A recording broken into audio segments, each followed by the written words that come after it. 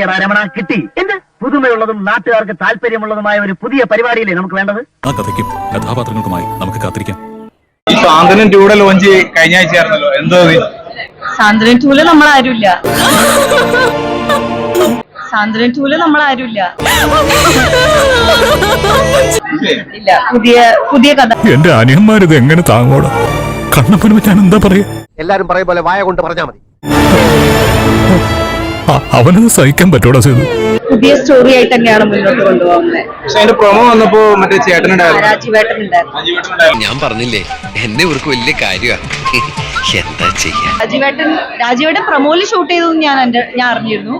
പക്ഷെ ചേട്ടൻ സീരിയലിൽ ഉണ്ടാവില്ല. നിനക്ക് ഞാനില്ല, വിഷമിക്കല്ലേ നീ.